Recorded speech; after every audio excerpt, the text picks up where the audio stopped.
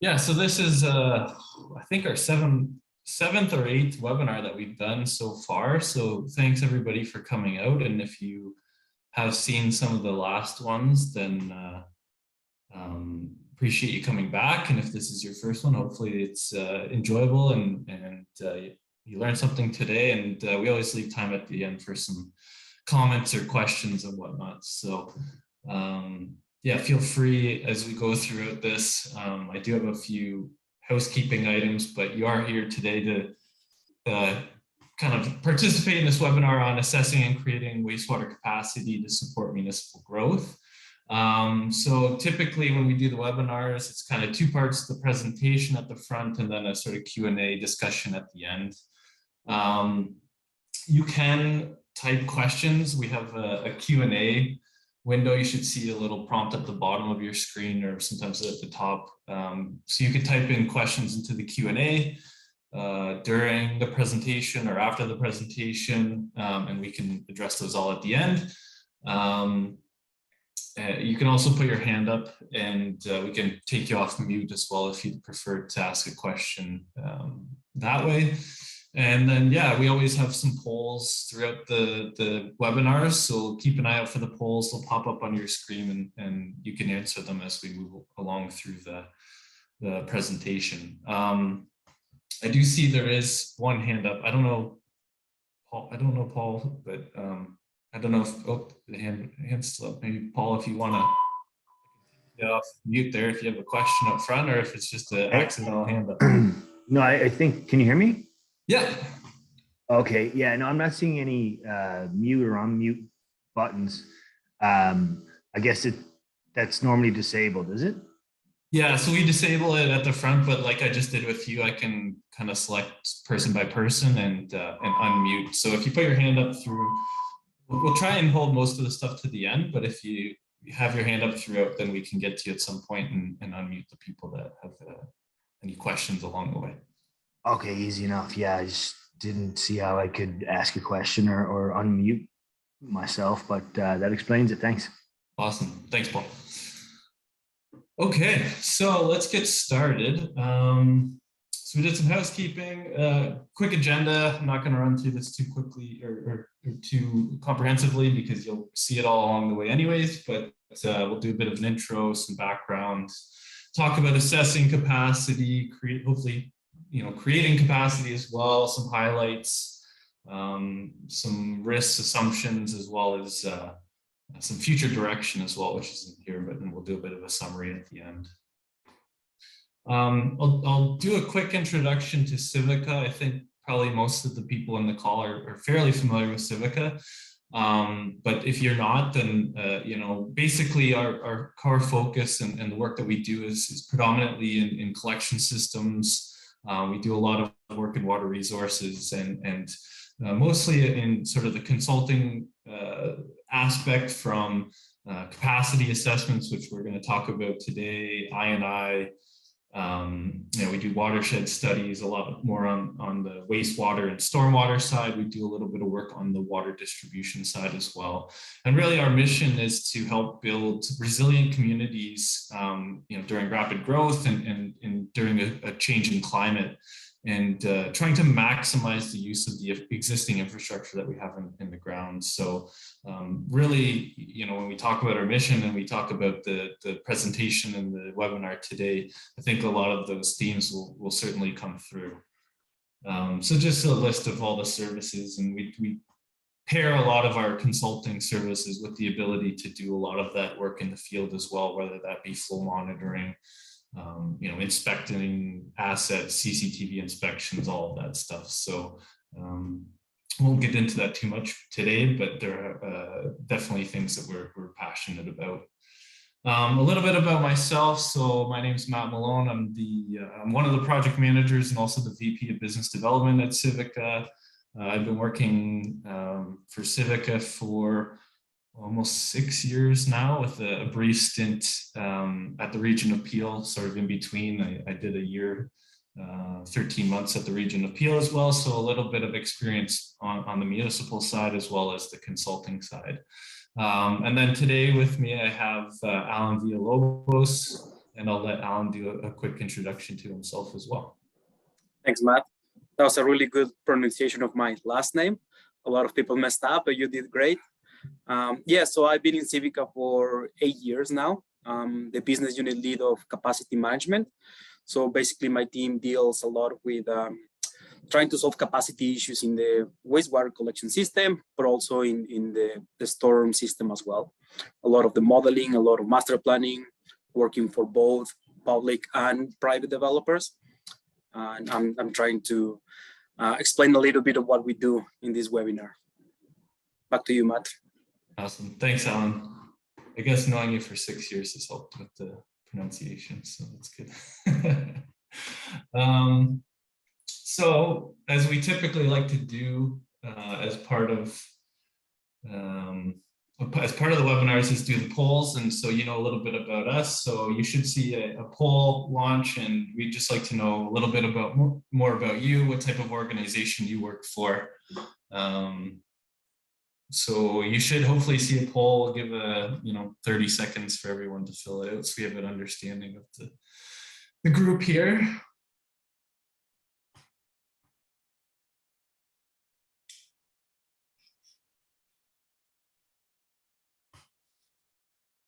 Okay. Awesome.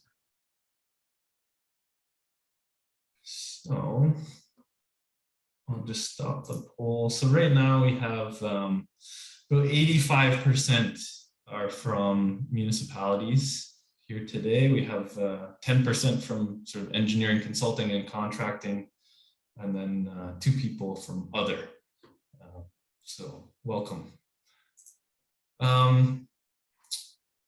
So again, just a little bit about Civica. So we have lots of experience, lots of senior staff, senior engineers with many years of experience.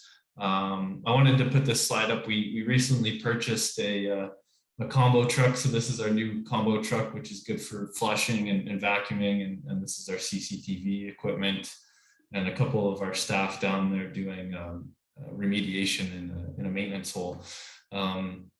So yeah, I&I specialists, we do a ton of flow monitoring and sort of analytics, and we have a lot of systems and processes and cool software that go around the software, or sorry, the flow monitoring work that we do, sewer asset and capacity management services, which we'll talk a little bit or quite a bit about today. As Alan mentioned, we're working on a number of master plans across mostly Southern Ontario related to water, wastewater, and stormwater. We work on the basement flooding studies, particularly in the city of Toronto, but elsewhere as well, where there are basement flooding concerns, and surface flooding studies as well, and anything to do with sort of water resources engineering. So I'll dig into the sort of details a bit more and kind of, we're talking about assessing capacity and ultimately creating capacity. And so, take a step back and talk about the background for that. And really for most of Southern Ontario, we're going to continue to experience quite rapid growth in the coming, decades. And so when we look at, population projections out to 2043 or beyond, we're looking at adding, somewhere between 5 and 6 million people in Southern Ontario. And this is going to be, or ideally, and in the way that the province has sort of laid out their plans, is that a lot of this will be intensification and municipal and urban growth. So if you just look at a couple of the figures here on the bottom right, this is a figure from the Ontario Ministry of Finance on the projections and where populations are going to be growing the most. And so you see a lot of, over 40% growth in a lot of the areas around the GTA, a lot of the regions north and also towards, Kitchener, Waterloo, Cambridge, Ottawa area. And then, that's a significant amount of growth, but even the 25 to 40% growth is a pretty significant amount as well. And that's, a significant portion of Southern Ontario that's going to be growing quite extensively over the next 10, 20, 30 years. And then I found this study out of the Toronto Metropolitan University about, how this growth is going to be achieved, through municipal plans and sort of provincial ideas around how that growth is going to be achieved. And so, basically this is mostly focused around sort of the GTA or outside of Toronto, but the regions and cities around city of Toronto. And, we look at the sort of market-based, so the yellow bars, which is the market-based, what sort of the consumer sentiment is around what kind of homes they want. And typically a lot of people, around 50% in this case for most areas, are desiring a single detached home. But this is a little bit different than a lot of the sort of municipal growth plans or the places to grow and the provincial idea about intensifying more, so building more density. And so when you see the minimum growth plan, the green line is much less in terms of single detached homes, more condos, more townhomes and things like that, which obviously have a higher density to them. And then the blue lines, which is adopted by these councils. So they're mostly in line with the growth plan set out by the province. So, again, intensification is something that's going to be certainly something that's going to have to be planned for in the future, particularly if you see somewhere like City of Hamilton, where only 9% is adopted by council for how many single detached homes they wanted to put in to accommodate the growth in that area. And we can have probably a larger discussion around what's the most feasible, and obviously if the market wants one thing and we're building another, these are certainly topics outside of the nature of this presentation today. But needless to say, there's going to be growth, there's probably going to be more intensification, and therefore more pressure on some of the existing and future infrastructure that's going to have to go into place. This is just kind of further to the point. So when we see some of the reports, this one's from Smart Prosperity Institute, around the need for 1.5 million more homes over the next 10 years. And they've kind of put out a plan, or at least a target, for a lot of the municipalities in Southern Ontario as to how many homes that, that would accommodate the growth that is needed.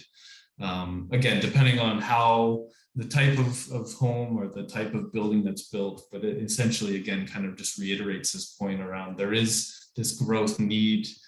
There's a lot of immigration that's happening in Canada and in Ontario particularly. So to be able to accommodate this growth, there's certainly more that needs to be built to do that, to accommodate them.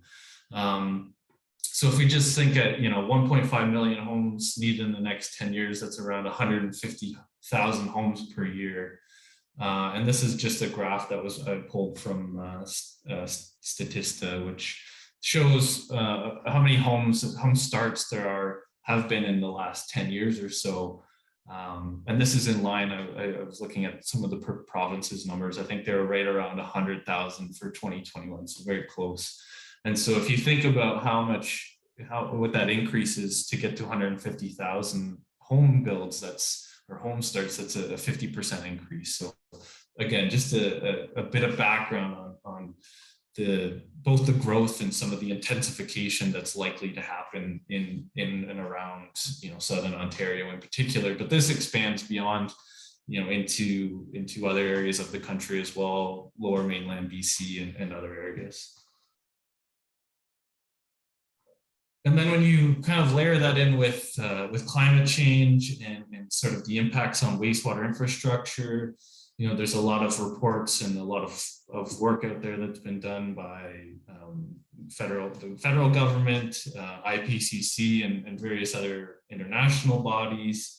But really, it sort of boils down to a sort of a predicted increase in the frequency and magnitude of extreme weather events. And so from a wastewater perspective, we can kind of think of this as a sort of overwhelming the capacity of these systems from a focus on this type of infrastructure. And so one of the sort of lines is that optimizing capacity and costs through well-maintained infrastructure is needed to increase resiliency. So, when we talk about optimization and flows, how do we manage those flows as sort of smartly as possible? Where do we put the next dollar to help manage this infrastructure? And then when we talk about maintenance and making sure that these pieces of infrastructure are acting at least as well as they're designed to, or trying to get it to that point, is certainly something that needs to be part of that plan going forward. Ideally, not just sort of expanding all of this infrastructure to accommodate all of this growth and all of these changes in climate and rainfall events. Yeah, and this is just a study from the federal government around, what some of the potential impacts of climate change could have on storm events.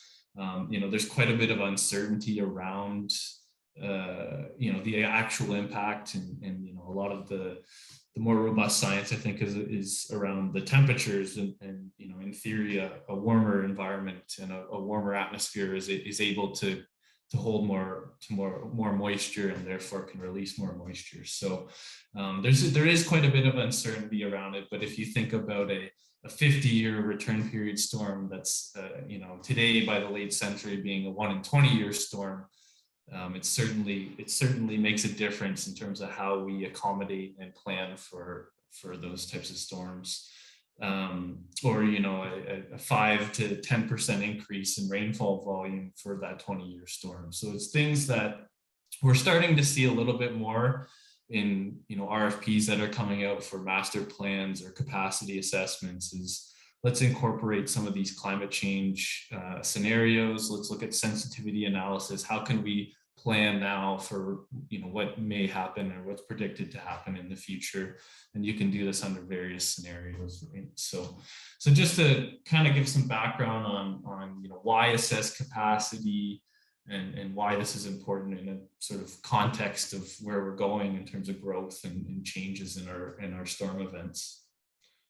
So if we think about all these impacts in larger storms, I think there's a lot of systems right now that are just struggling to accommodate a 2-year storm or a 5-year storm in existing conditions. So when we think about larger impacts, if these storms get bigger, we might see more flooding, more basement backups and surface flooding.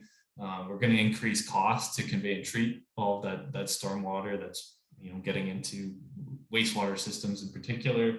Probably increase environmental spills, CSOs, SSOs, bypassing at treatment plants. It's going to limit the capacity of the infrastructure to accommodate future growth, future development. And then, of course, those increased costs to upgrade the systems, bigger pumping stations, bigger treatment plants, bigger pipes. So these are all the things that we're kind of looking at going forward. That the impacts that growth and climate change may have on particularly on our wastewater systems for the focus of this presentation. So with that, I'll pass it over to Alan, and he'll talk a little bit about assessing system capacity. Thanks, Matt. Yeah, so I guess the important question here is why we need to assess the capacity. A lot of the time we think, or the municipalities think, that they don't have the capacity in the wastewater system. And we see a lot of the times where the dry weather flow or the per capita flow is actually higher in the theoretical numbers than in the measured flows.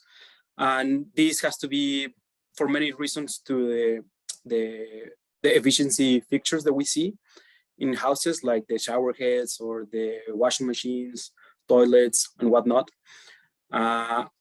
Or we can also see pockets of areas where, I don't know, maybe there's big houses, family homes, where the kids are growing up and they're moving out of those houses. So instead of having a population of 5 people in one home, now it's only 2 or maybe 1. So the dry weather flow is decreasing. And we also see a trend that the per capita flow is decreasing compared to the dry weather flow in the past. So yes, there might be capacity in the sanitary system, especially during the dry weather flow conditions. Or the I&I that you might think you have is actually less in the sewer shed. Just to give you an example, maybe you have a flow meter in a large sewer shed, and most of the I&I in that sewer shed is at the downstream of the study area, and maybe there's not too much I&I on the upstream. So there's another reason that maybe you have capacity at the upstream or in one of those branches in the sewer shed. So I think that's why it's important to start doing this type of studies to find out if you have capacity or not. Okay, so what are the capacity issues? So you see we have a graph here. We have two types of sewers. One is the ideal scenario, and this is the scenario that we see in a lot of the textbooks, right? You have the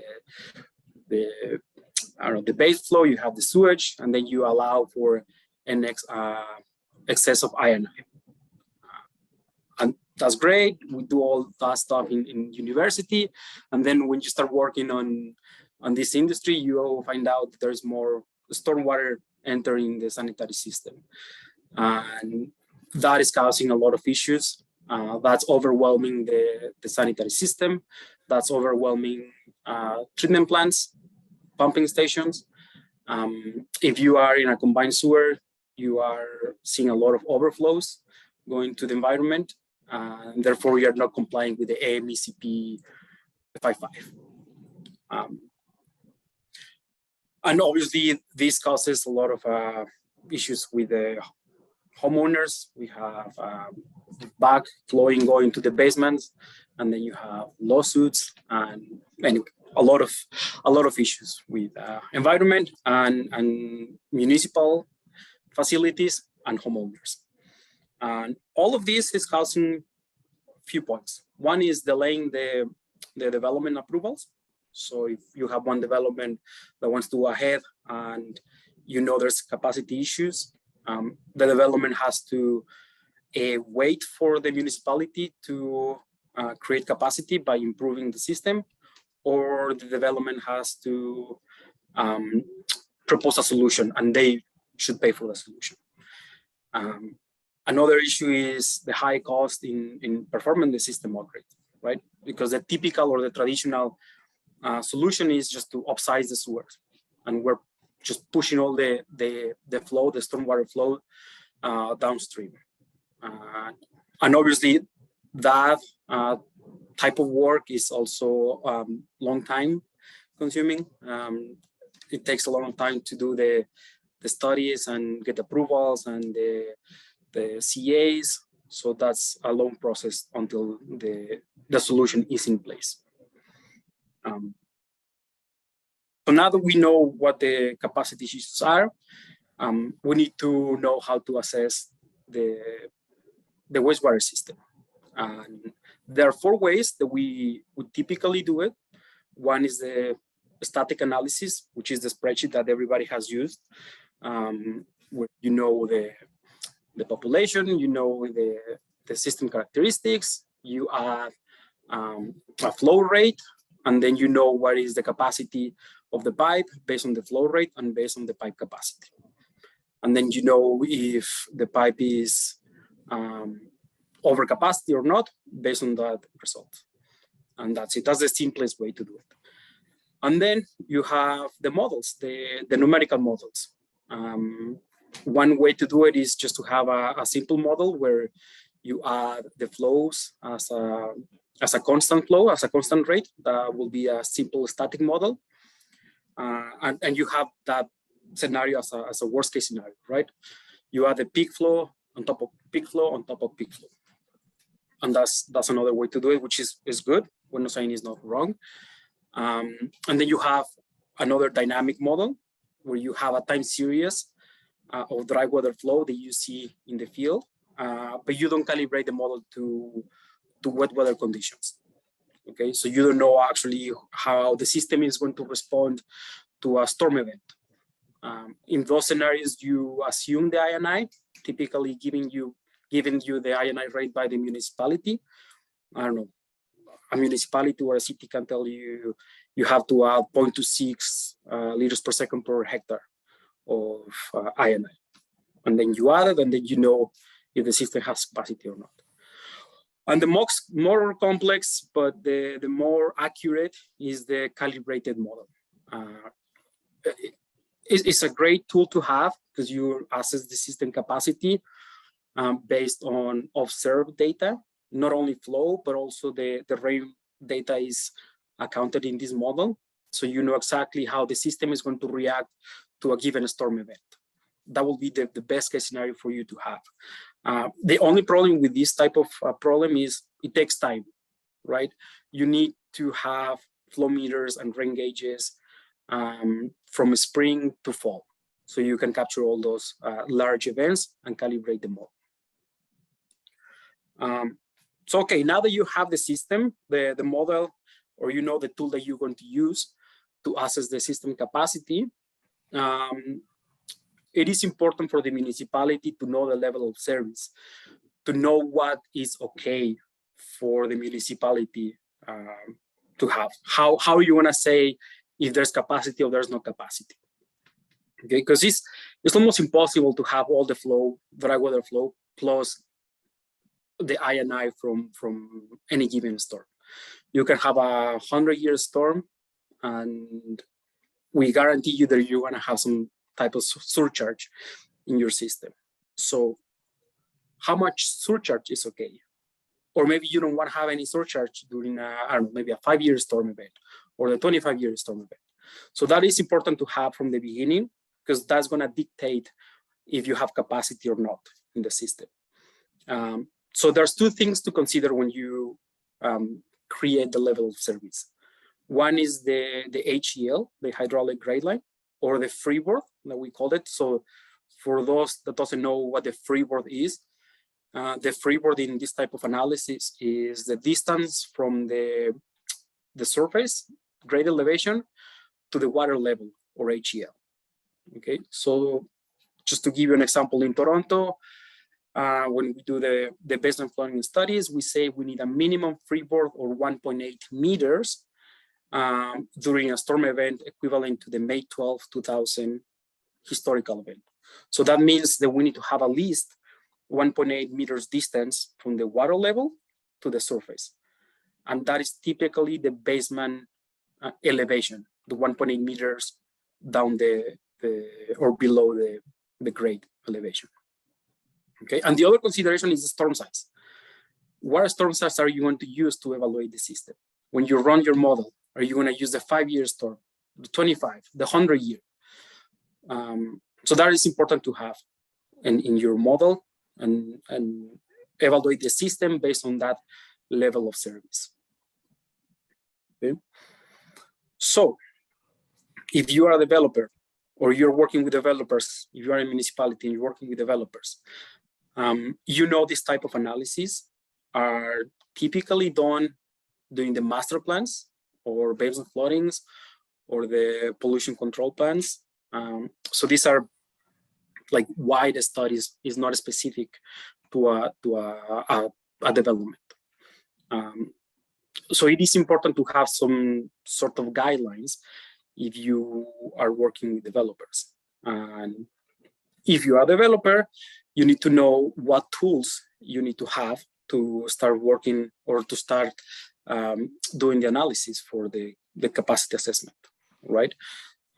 Typically, you will reach out to the city or to the municipality and ask for the master plan studies to see whether there's capacity or not, and what is causing the capacity issues, right? If it's a dry weather flow issue, is it a wet weather flow issue? What is the reason that there's no capacity? And a perfect example here that we have is a capacity criteria from Toronto. So Toronto has these guidelines that tells the developer the steps that they need to follow and the criteria that they need to meet to get approved, to the development to get approved. Okay, and I'm just going to show you a quick example of a flow chart from the developer that has to follow, or the city staff needs to check all these boxes to say, yes, the development can approve or not. So you have your existing site, existing development, and you have your proposed development. if under proposed conditions, the peak flows are less than existing conditions, then the development can be approved because we are creating a net benefit in the system. And there's two ways to do it. I think Matt is going to explain later the one of the ways to create capacity in the system. But just let's go through the easiest scenario, which is the dry water flow is less, the proposed dry water flow is less than the existing dry water flow. So if that's the condition, then yes, your development can be approved. If not, you have to do an HEL analysis. You have to run a model to prove that the system downstream of your site has capacity. And that is done through a modeling exercise, okay? So there's two criteria. Criteria one is the dry water flow conditions or the design flow. If during the design flow or dry water flow conditions, there's capacity, meaning that the system is free flowing, then that's not an issue. You can go to step number two, which is the extreme wet weather flow. Extreme wet weather flow conditions is you run the 25-year event and you need to demonstrate that the system downstream of your site has a minimum freeboard of 1.8 meters. If there's no freeboard of 1.8 meters, then you need to find a solution for that. And the solution that we prefer here in Civica is to try to find wet weather flow mitigation measures, meaning that we need to find some ionized sources that we can disconnect to create capacity, okay?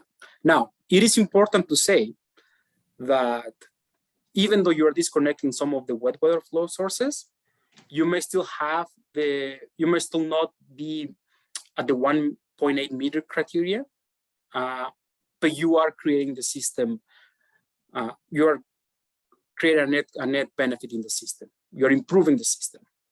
So that is important to say here, okay? And then if that is happening, then no problem, the development can proceed. So back to you, Matt, if you want to explain a little bit further about the wet weather flow mitigation.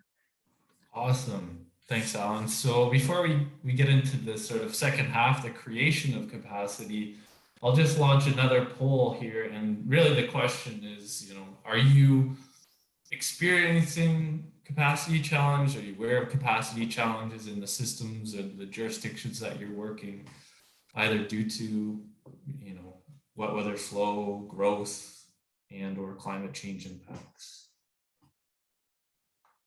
So I'll just leave that up for a couple seconds here. We have one no, which is good for that particular jurisdiction, I guess. So leave this for a couple more seconds here. Okay, so I think we've got a pretty good representative sample size. So the dominant answer was yes, 70%, and then 26% with some areas yes and others no. So and that's not surprising in many municipalities, and depending on the municipalities you work in, you probably have some areas that you're not concerned with, maybe newer areas or areas where there aren't as many concerns with capacity, but then you have your problem children, right? So yeah, that's pretty typical. Okay, so we'll go into the second half, and as Alan mentioned, and as he was kind of leading to, is okay, you've done this assessment. Depending on what level of assessment you've gone to and then have the ability to go to from a modeling perspective, let's say, and then also, you're working within that framework of assessing capacity and what are your levels of service? To what degree are you happy with, some level of surcharging, let's say, and to what size of storm are you able to accommodate in those conditions? So, let's say in that particular example, You know, we've got a new development going in. The flows are contributing much more to the system than the existing site. And then there's downstream capacity issues. So what is, you know, one way that you can create capacity? And that's when we talk about the, you know, Alan already mentioned it, these offsetting programs, wet weather flow or I&I offsetting programs. So what is it? So this is typically what's been happening in a lot of the projects we've been working on in mostly Southern Ontario, is that the developer then has to investigate, identify, and remediate sources of wet weather flow in exchange for sort of allocation, wastewater servicing space in the sewer, so offsetting flows.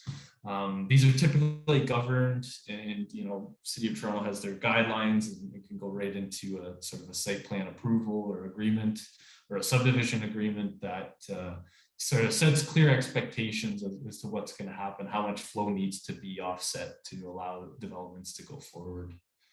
The main role for the municipality in these types of situations is one of to kind of oversee, review, approve, and they typically take significantly less time than their staff time than a municipal sort of wet weather flow reduction program.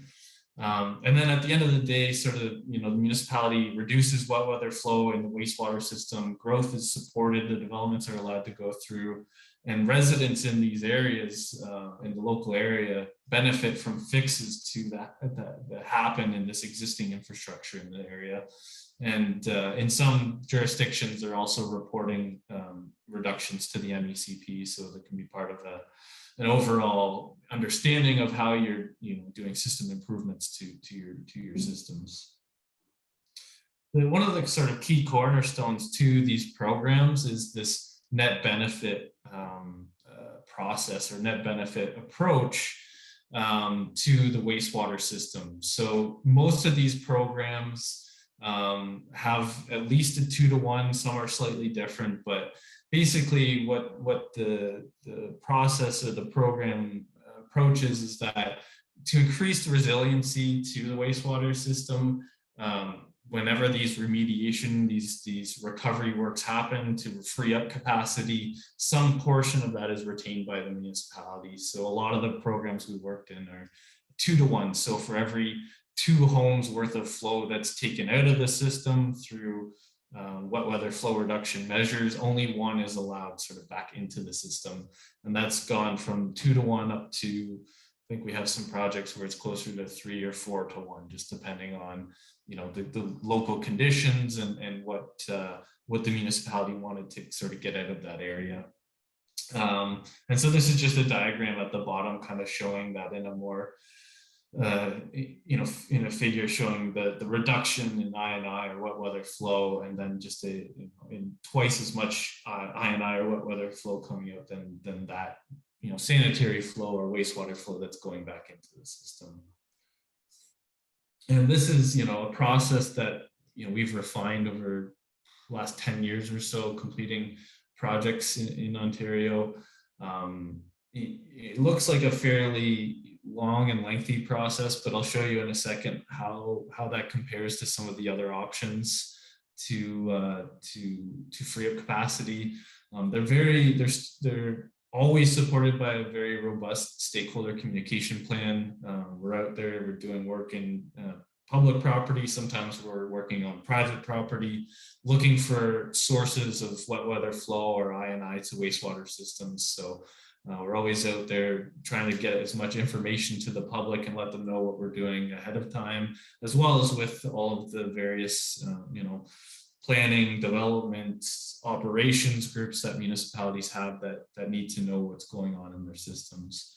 And really the focus for these programs is that end goal of I&I reduction and population growth targets. And so typically this is how we would do sort of an I&I investigation or a wet weather flow investigation and offsetting program. So, you know, and you can kind of insert yourself at whatever phase in this process. If you already have, let's say, flow and rainfall monitoring data, maybe you wouldn't need to do more of that. You go straight into, you know, field investigations where you know there's some higher wet weather flows.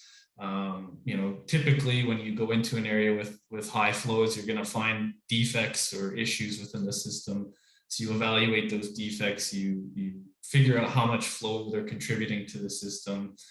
You go through the whole remediation, planning, design, construction, inspection, and then ultimately sign-offs at the end of the day that these things have been rectified according to a plan that's been set forth. So this is the typical process. And so again, depending on where we need to start in that process or how much data or how much information we have, we can kind of work through these as we need to. And so I just wanted to highlight a few case studies because it seems like, it's even within, like, you talk about flow monitoring, there's quite a few processes within that, and then it takes time to do some of that work. But this is a case study from City of Toronto, the Don Mills area. So we were working with a group that was trying to put in a 134 unit retirement community complex. So at the end of the study, okay, Alan's done his work with the assessment. We've looked at the wastewater system.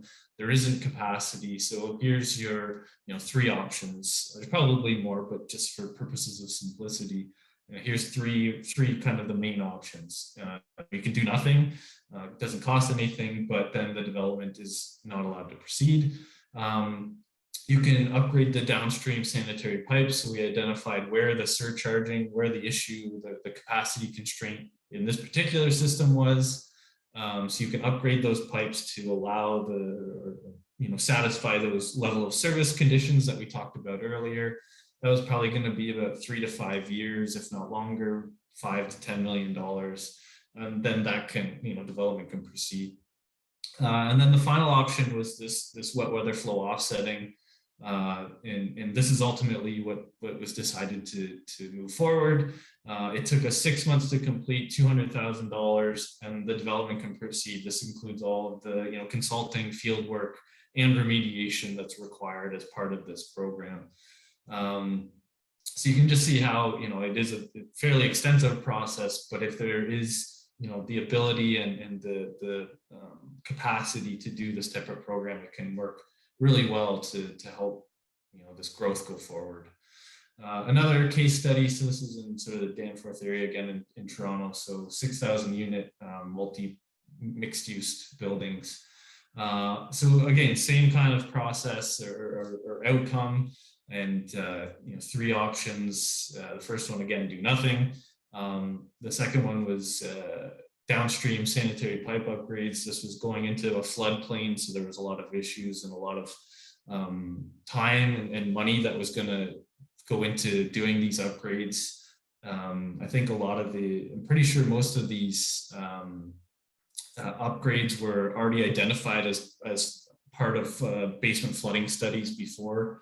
So these were just kind of line items basically from those basement flooding studies to say, hey, you can select this, upgrade these downstream pipes, again, estimate around 5-ish years to do that. $10 to $15 million was the estimate rate from that, the basement flooding study. Or you can do the flow offsetting, and that's ultimately, again, what was decided. This one took a little bit longer, but still 12 months, not too bad. $300,000, again, freeing up capacity to allow this development to go forward.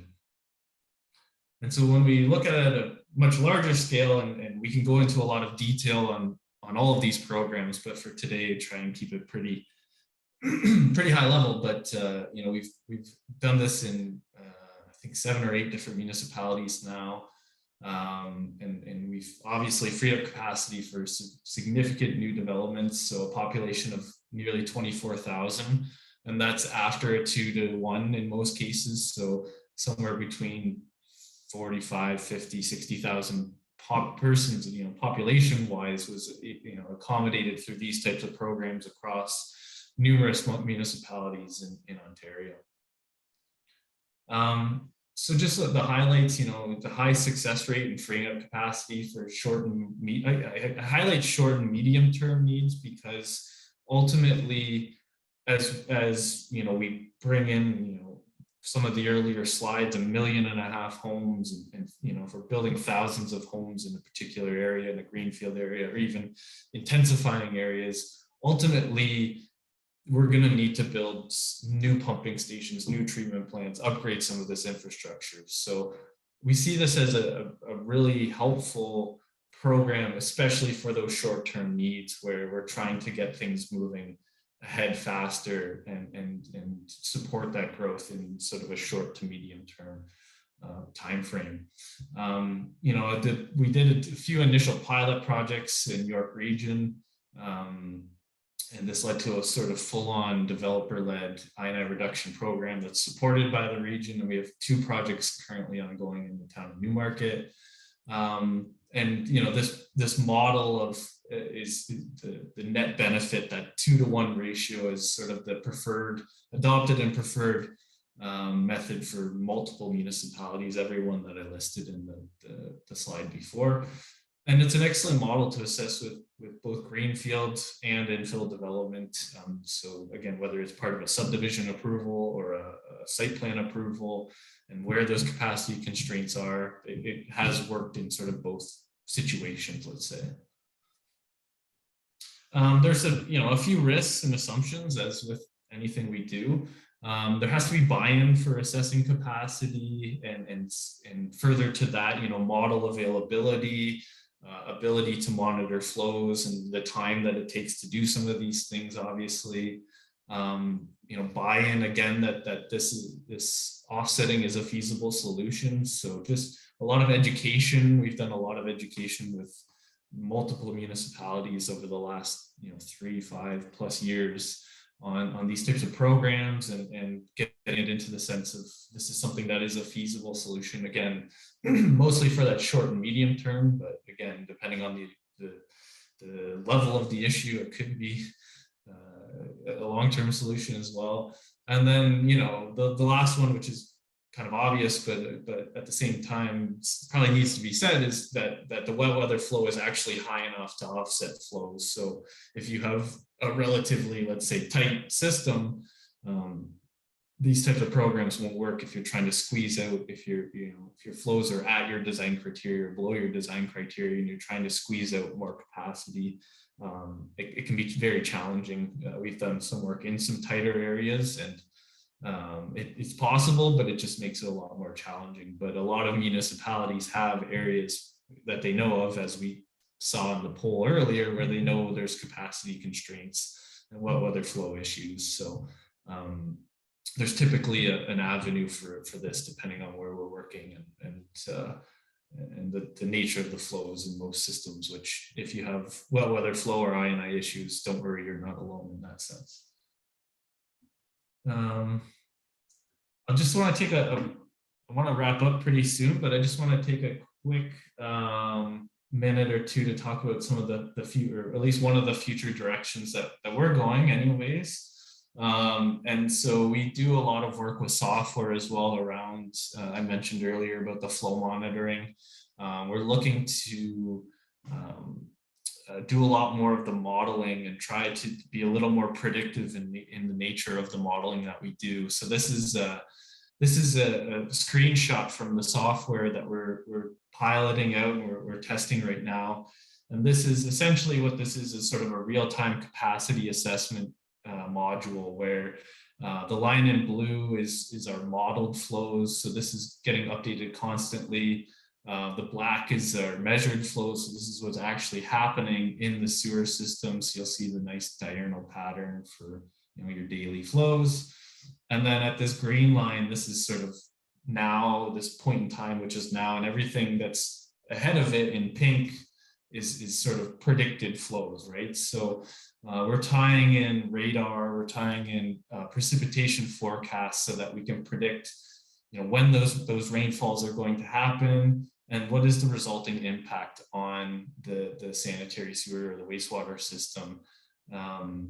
We're doing this actually with the Conservation Authority in Halton for more of their natural systems. So we have their HEC-RAS models into our platform, and every time it rains or it's predicted to rain, we can assess the likelihood of flood, and we call it the flood forecasting tool. It'll be slightly different for the wastewater side, but essentially we want to be able to predict ahead of time what's going to happen in the next 12, 24, 48 hours depending on the size of the storm that's coming and where in the system this will impact the most. So this is something that, we're working on, some other people are working on, and really kind of where we see the industry and a lot of this sort of capacity management activities going toward is hopefully a bit more of a predictive analysis of what's going to happen within the system as time moves on.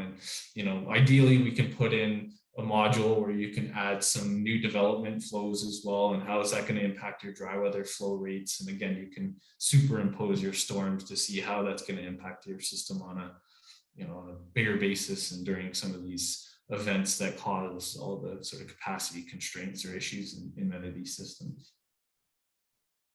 So just a summary, flow monitoring and modeling and assessing system capacity, they can be relatively fast and cost effective. And depending on the scale, again, there's a lot of master plan studies, and you can scale that down to a more local scale to have, sort of accurate and defensible results when you're looking at expanding and growth and incorporating things like climate change into how your system's going to perform in the future. There's options that do exist when capacity constraints are posed, and you can run the whole gamut on all the things that you can do: upgrade pipes, pumping stations. For us, at least recently, the wet weather flow reduction, the offsetting stuff has been a real solution to help a lot of things go forward, and it definitely saves significant time and money. So a couple polls to finish. So just one that we like to ask most of the time: if you're interested in working with us one-on-one in a working session, or if you want to do a pilot project, please let us know. Happy to follow up after, and we can definitely set something up.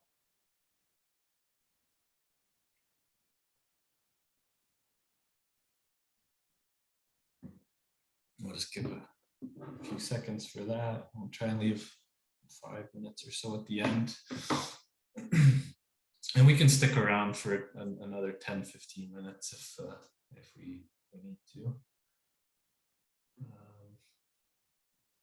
Okay.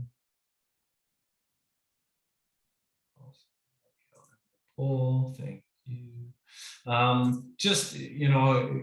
Just to sort of heads up to everybody, we do have this video and the presentations that we do post to YouTube, and usually put on our website as well.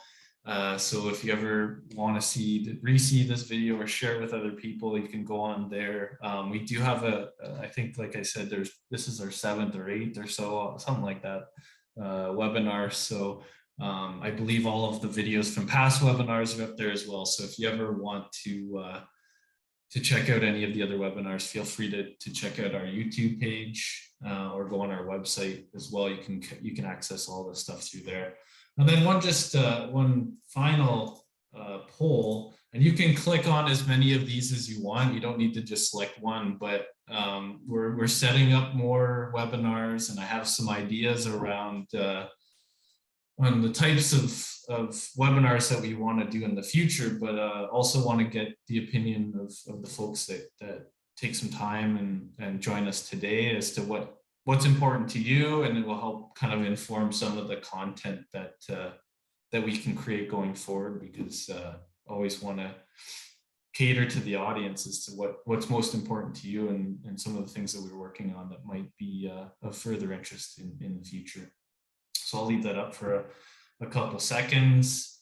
I'll just leave it up for a bit and let people kind of go through. With that, I'll say thanks on behalf of Alan and myself. Thank you very much for coming out today. Really appreciate it. And again, if there's any questions or anybody wants to follow up with me or Alan personally after, feel free to do so. Always happy to chat. And yeah, we can start the Q&A. I know there's a couple, I know David had a question, so maybe we can put David up here first, and where we go. I think, yeah, good. Hey, Matt. Hey, Alan. Thank you for the presentation first. It was very informative. I do have a few questions for both of you. My first one is for Alan. I know that you talk about the 1.8 meter freeboard. My question is that freeboard that you're mentioning, is it below the basement or you measure from the surface? From the surface, yeah. So when we speak about freeboard, we typically account the freeboard from the surface to the HEL. So I know the city of Toronto, the freeboard is 1.8, meaning 1.8 from the surface to the water level. In other municipalities, the freeboard could be 2.8 meters, meaning that you have 1 extra meter from the basement to the. Correct. To So the that was my train of thoughts, because I thought that with 1.8, you're basically with the possibility that your basement can get flooded in the outside. 100%, yeah, it's tight. Or submerged, or I guess submerged underwater. That was the best way to say it. Yeah, it's close to the basement level. Yeah, you're right. Yeah. And Alan, my other question goes to the dry weather flow. I think that you mentioned that the stats that you were running or seeing is like the dry weather flow is decreasing. Yes. We have one specific community in York region where I guess like opposite to what you're saying, in the last 5 years, the dry weather flow is increasing. So it's any idea that came to your mind why that could happen? Well, there's one point that I have right now is that dry weather flow includes the base flow or is specific to the sewage. Because there's 2 ways to measure the dry weather flow. One is separating the base flow or the groundwater infiltration to the sewage, and the other one that accounts for everything, right? That might be one of the reasons. Maybe the groundwater infiltration is increasing, and the dry weather or the sewage is decreasing. But it's hard to know without the data, right? Yeah, I mean, this is based in flow monitoring, and I will say that this is basically what we would consider the night flows. So yes, basically there is no like active sources at the moment. So it's just your whatever base flow that you have in the pipe plus the groundwater entering the system. It will be good to take a look at the data to see what the conditions are in the flow data that you have. Because you may see an increase in GWI, the groundwater infiltration, right? So it's hard to know what's going on there. Okay.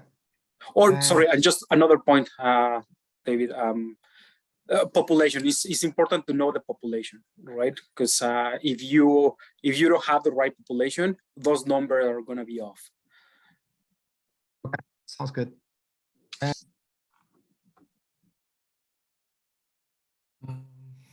think Paul has his hand up again. Go ahead, Paul.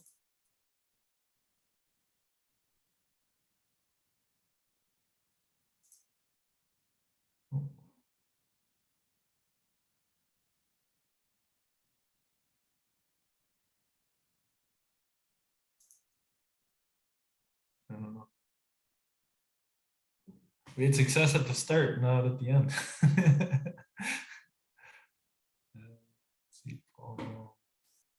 Let's see if this works. I know Brad's got his hand up as well. So. Oh shoot! Oh, there you go. Can you hear me now? Yeah, we're good. Oh, okay. I was speaking away. No, I just sent a simple request to go back to the summary slide. I just about caught the whole thing, but just finalizing my notes.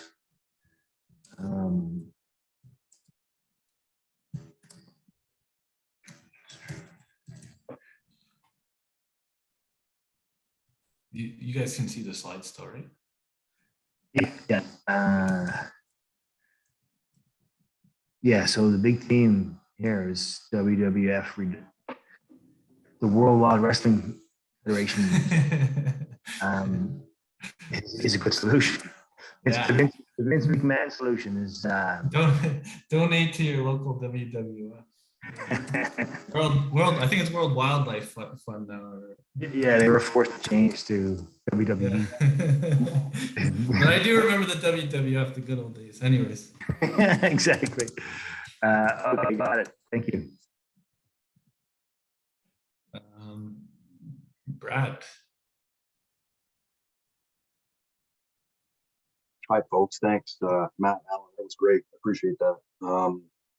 Just have a couple quick questions.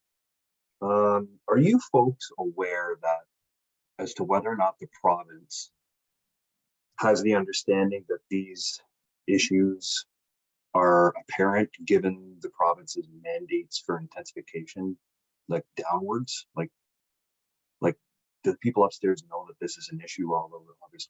I'm going to assume yes, but and then is there like, are you aware if there's any like available funding for, for improvements that the municipalities may need to make as a result of growth? Yeah, in terms of your first question,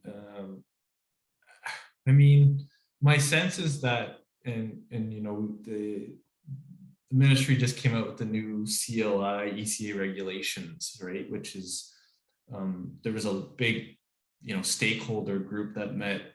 I don't know how many times, but for close to a year, I think it was, almost every other week or something like that. And they came out with new design criteria. I think they have a decent pulse on the challenges. I think they're involved with a lot of the at least the bigger sort of class environmental assessment results. The folks from York Region can talk about the Upper York and the I&I reduction mandates that have been kind of placed on them, as well as anything like all of like the CSO and bypassing events, I believe, have to be reported to the province. So beyond that, I don't know what else there would be that would give them a sense of what's going on. There's probably more, but I would think that they should be aware, given all of that. And I think they are. Is my sense. I don't know. I talk to the province very or somewhat rarely, let's say. So that's my thoughts on that part. The second part, and maybe some of the municipal folks can help me out. I know there was like some FCM money, like and some of like the DMAF, the Disaster Mitigation and Adaptation Fund. I don't know how much is available from a provincial standpoint, to be honest. Probably something I can look into and get back to you on. But yeah, in terms of intensive money specifically for intensification, let me look into that, and I can certainly follow up. Yeah, I mean, I could see them, most places, having development charges in place for that stuff, and that's stuff being addressed through DCs. But there are some municipalities that may not have DCs. So how do we kind of get around that? It's growth related work, right? So just no, it's great. I appreciate that. Great job. Thank you. Thanks, Greg. Let's go, Mark. Hey, Mark, how's it going? Good. Thanks. You can hear me? Yeah. Assuming? Yeah. Hey, yeah. So, and maybe I missed it, but in the process, are these II reductions then like verified through flow monitoring or something, or are they kind of theoretical? I guess that's my question. Yeah, it depends on where we've done these projects, and the nature of like the sources we're identifying. So we've done things like disconnecting catch basins, so we can do some for City of Toronto, for example, we found, I think the one project was a dozen catch basins that we identified were connected to the wastewater system, let's say, and so we calculated it kind of two ways, sort of like a desktop rational method.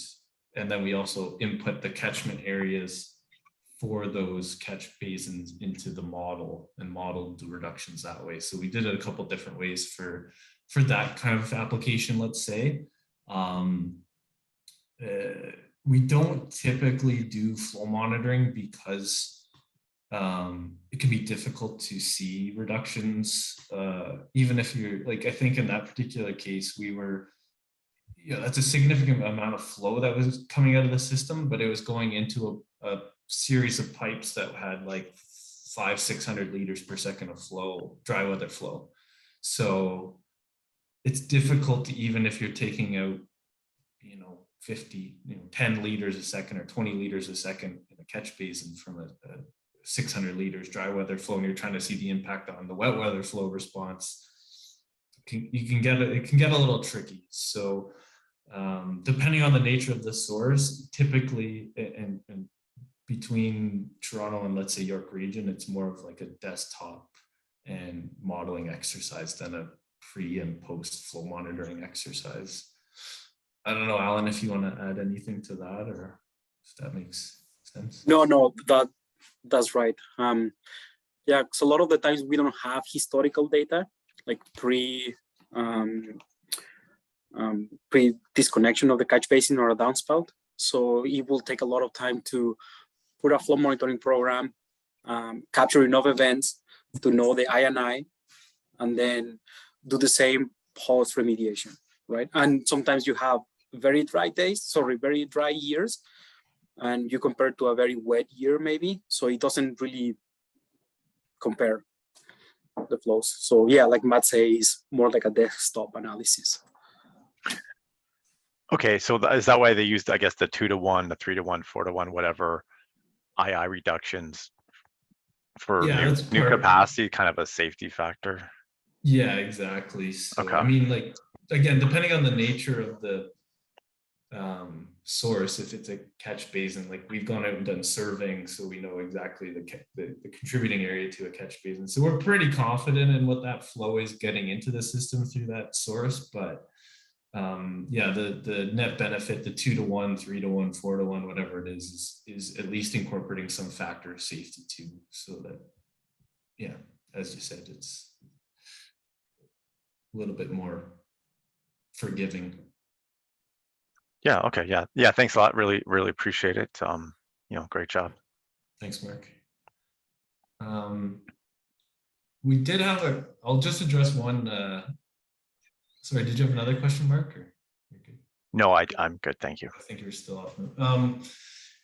Gabriella, in the Q&A, I'll just I'll go to that one for a sec. So, was the real-time capacity software that was shown a new feature of data current? So for those of you that aren't familiar with data current, it is our, it's our sister company, Smart City Water has a flow monitoring platform where it's a GIS-based platform where we host and manage, I think we have close to 2,000 flow meters on there right now with data. We do you can do analysis and all types of reporting within data current. So if you're interested, again, feel free to reach out. But long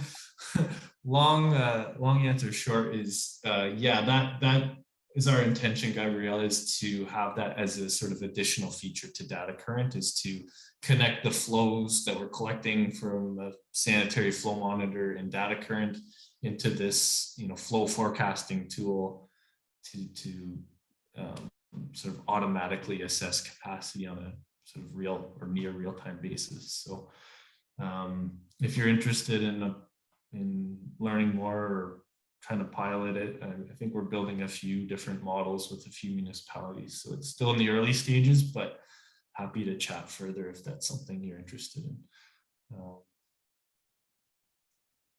David, do you have another question? Or? Yeah, I have one last question, actually, about the AI predictive analysis that you were mentioning. I think it's slide 33 or something like that.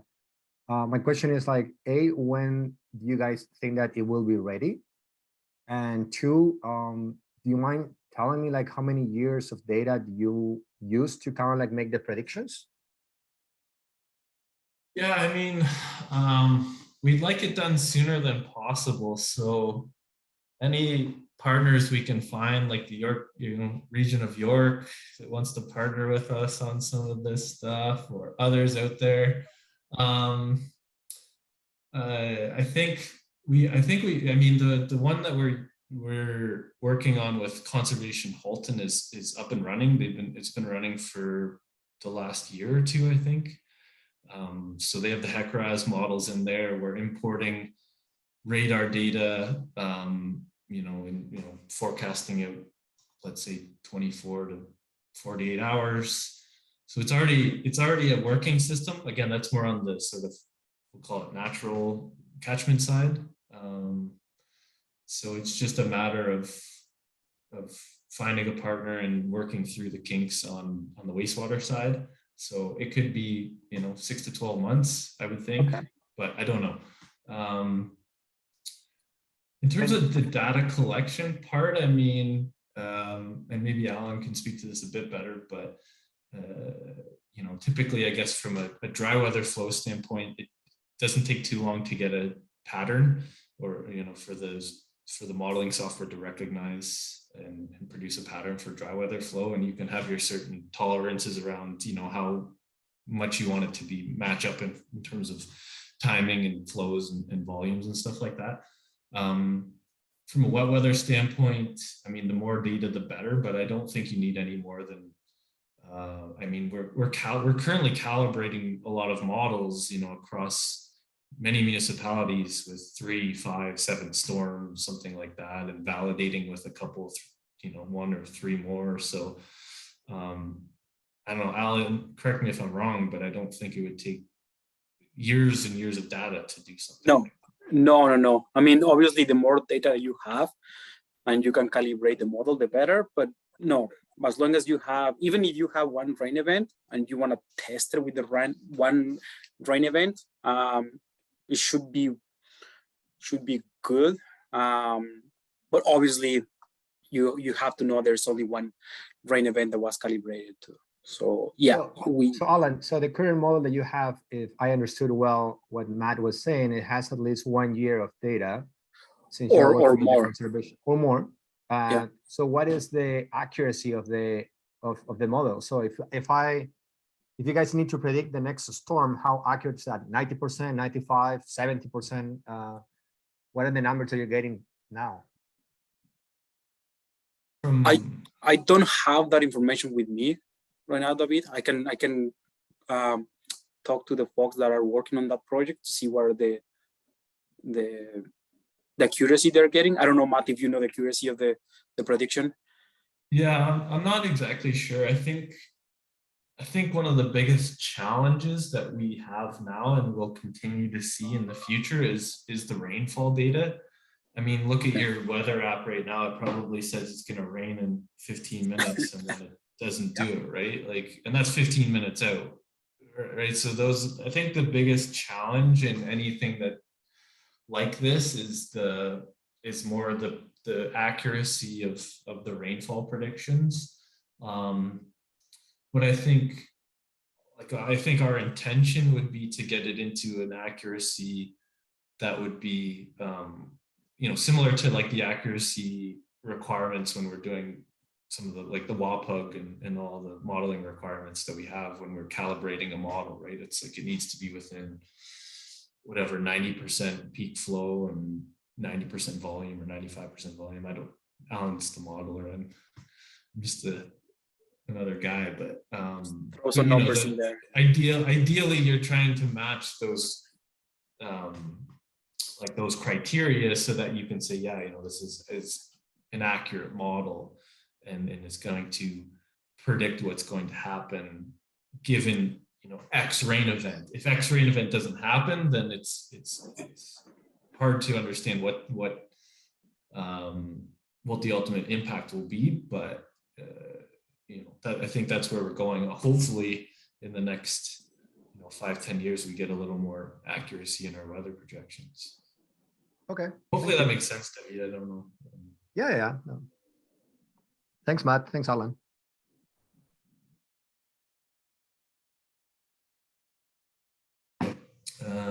Paul, do you have another question? Well, yes. 2 questions. You mentioned 2,000 meters. Can you expand on that a little bit? Are you saying data current is interfaced with 2,000 active meters? Correct.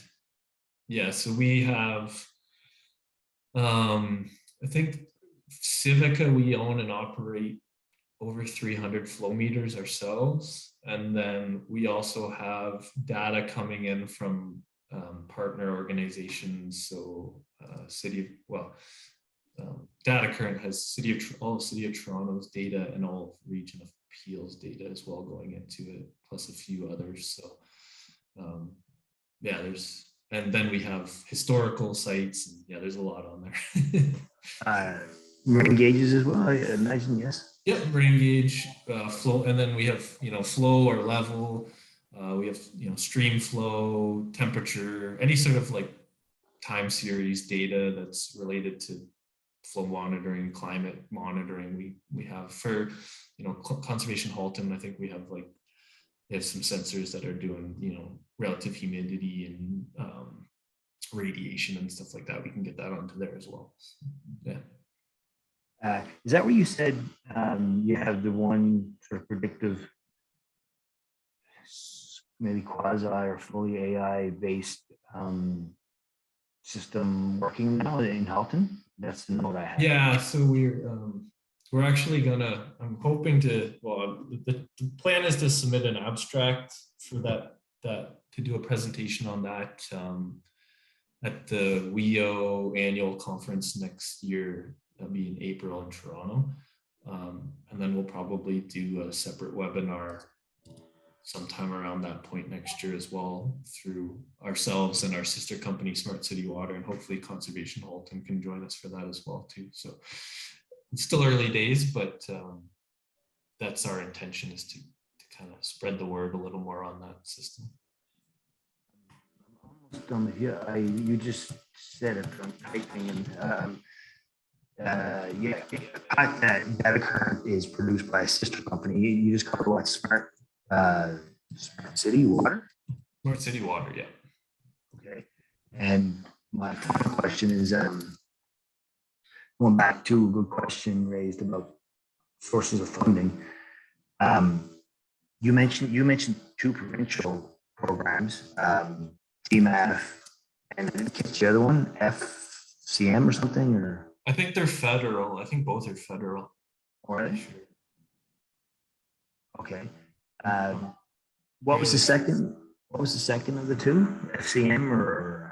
There's Federation of Canadian Municipalities. FCM. Okay. Yeah, I thought they were provincial, but yeah, I was gonna because we one of our goals is to look into more federal programs like under Infrastructure Canada. And I don't know how much you know about Infrastructure Canada / Building Canada. But as you've already offered earlier, when you follow up, yeah, that would definitely be of value to us, a follow up on what you can dig up in the way of programs out there. Yeah, absolutely. I'll make a note and see what I can find. Awesome, thank you.